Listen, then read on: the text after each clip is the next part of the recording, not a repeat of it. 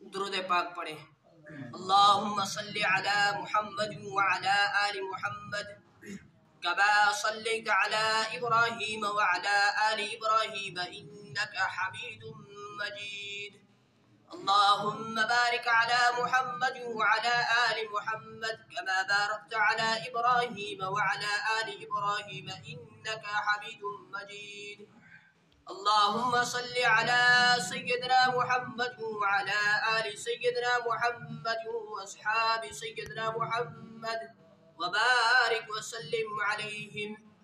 الحمدللہ رب العالمین والصلاة والسلام علی سید الانبیاء والمرسلین وعلی آلہ واصحابہ اجمعین، اما بعد۔ ارسلہ بالحق بشیرا ونذیرا وداعيا إلى الله بإذنه وسراجا منيرا، فقد قال الله تبارك وتعالى في الكلام المجيد والفرقان الحميد، أعوذ بالله من الشيطان الرجيم، بسم الله الرحمن الرحيم، قل يا أيها الناس إني رسول الله إليكم جميعا، صدق الله العظيم وصدق رسوله النبي الكريم، ونحن على ذلك لمن الشاهدين والشاكرين، والحمد لله رب العالمين۔ قال النبي صلى الله عليه وسلم أنا خاتم النبيين لا نبي بعدي، أو كما قال عليه الصلاة والسلام۔ تجھ میں حور و قصور رہتے ہیں، میں نے مانا ضرور رہتے ہیں۔ تجھ میں حور و قصور رہتے ہیں، میں نے مانا کہ ضرور رہتے ہیں۔ میرے دل کا طواف کر جنت، میرے دل میں حضور رہتے ہیں۔ محترم معزز بزرگ اور دوستوں اور معزز سامعین کرام، السلام علیکم ورحمۃ اللہ وبرکاتہ۔ اللہ رب العزت کا بحد فضل، کرم، شکر، احسان کہ جس رب ذوالجلال نے اس پرفتن دور کے اندر ہم سب کو یہ توفیق عطا فرمائی کہ ہم سب اس کی اس پاک گھر کے اندر حاضر ہوئے۔ یہ ہماری کمال نہیں ہے، یہ اللہ رب العزت کی توفیق ہے ہمارے ساتھ۔ اللہ رب العزت سے دعا کرے اللہ ہماری حاضری کو بہت قبول فرمائے، ہمارے لیے دنیا کے اندر ہدایت کا، بلکہ پوری امت مسلمہ کے لیے ہدایت کا اور آخرت کے اندر نجات کا ذریعہ، بخشش کا، مغفرت کا ذریعہ بنائے۔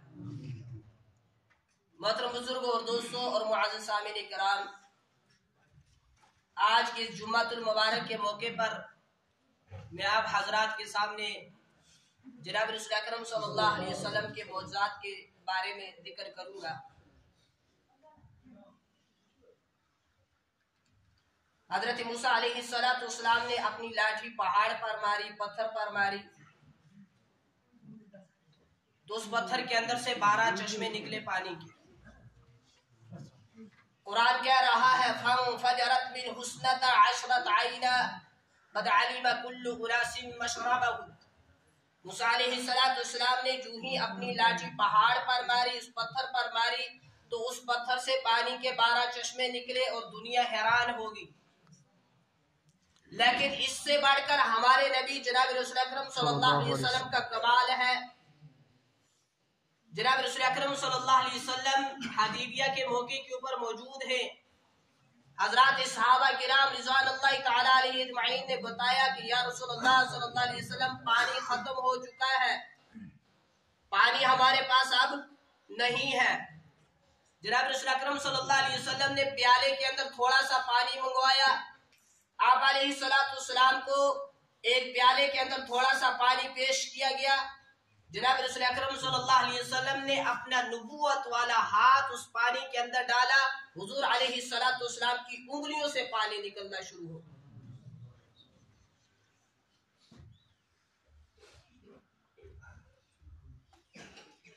حضرت مولانا قاسم نانوتوی رحمت اللہ علیہ کے پاس ایک عیسائی آتا ہے اور آنے کے بعد یہ کہتا ہے کہ حضرت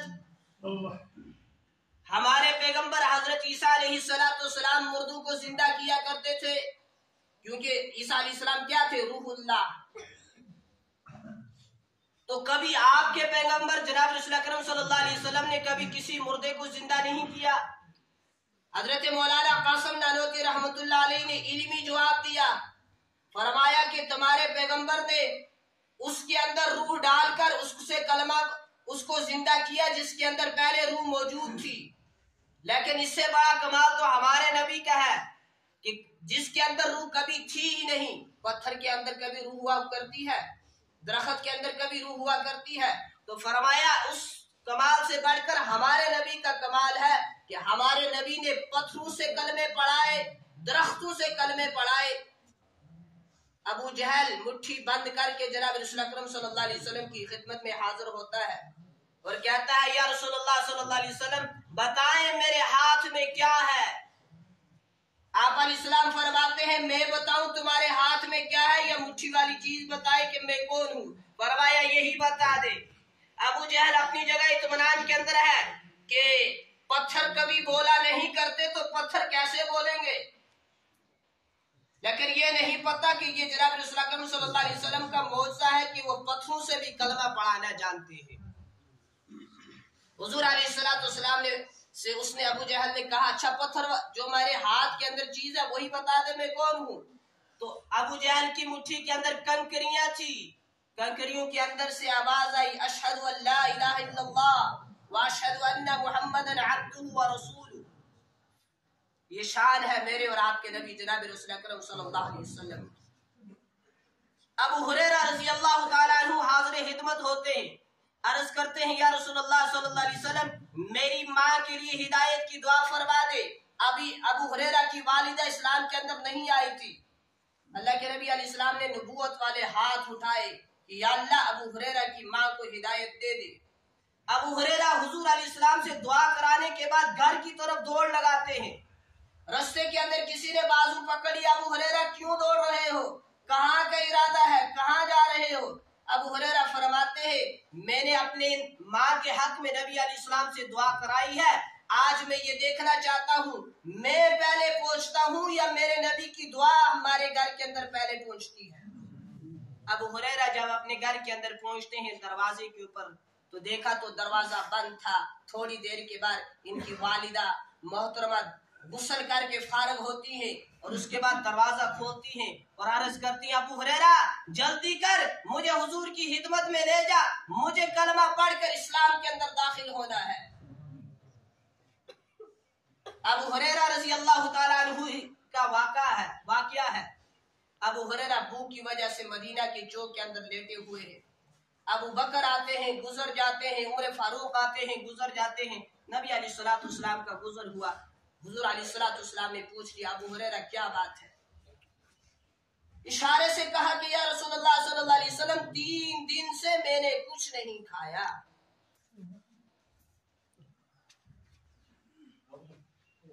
हुजूर अलैहिस्सलातु वस्सलाम फरमाते हैं, चलो मेरे साथ। अबू हुरैरा को लेकर जनाब रसूल अकरम सल्लल्लाहु अलैहि वसल्लम अपने घर के अंदर हाजिर होते हैं। अम्मा आयशा रज़ी अल्लाह तआला अन्हा से पूछा, कुछ खाने के लिए है? तो अम्मा आयशा अर्ज करती हैं, जी खाने के लिए नहीं है, पीने के लिए दूध का एक प्याला बचा हुआ है। फरमाया फिर तो काम बन गया।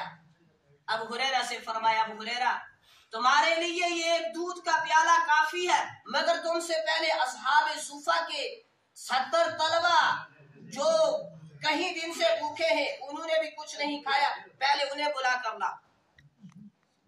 अबू हुरैरा रज़ी अल्लाह तआला अन्हु उन 70 तालिब इल्मों को बुलाने के लिए जा रहे हैं और दिल के अंदर ख्याल आता है, प्याला कितने हैं, प्याले कितने हैं, सिर्फ एक, और तालिब इल्म कितना है 70 और मैं भी हूँ 71।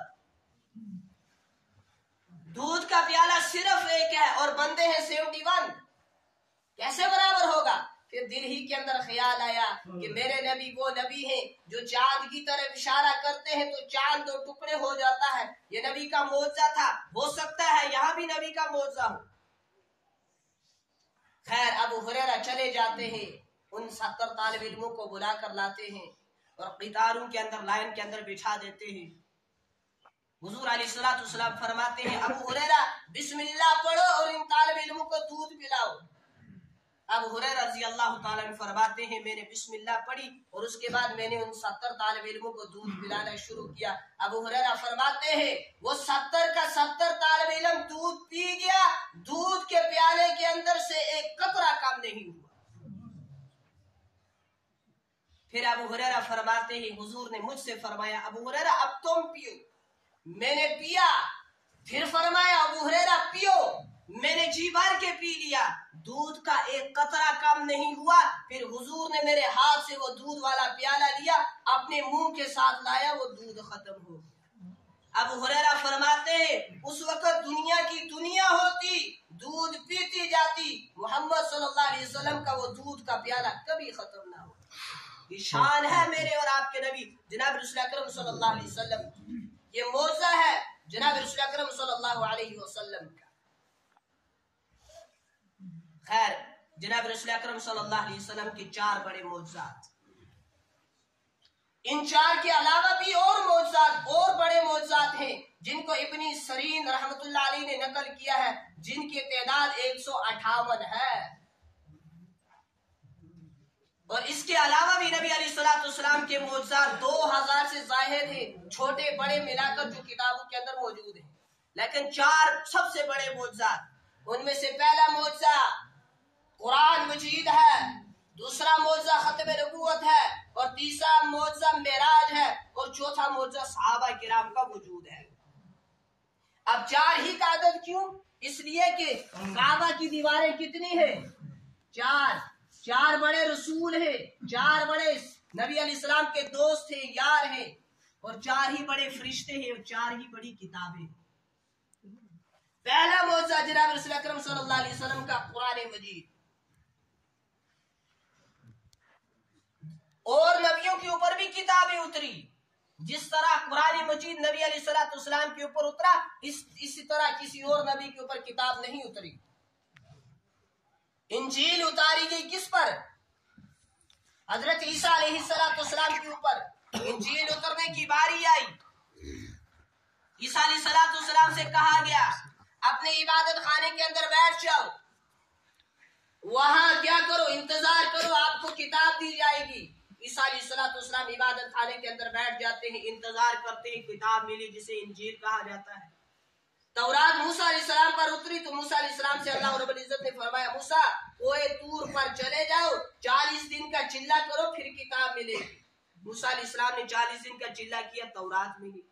زبور داؤد علیہ السلام پر اتری تو زبور اترنے کا وقت آیا تو داؤد علیہ السلام سے کہا گیا اپنے عبادت خانے کے اندر بیٹھ جاؤ, وہاں انتظار کرو.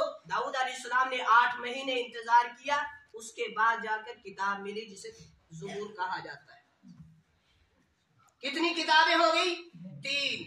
اور چوتھی کتاب جو ہے وہ ہے قرآن مجید.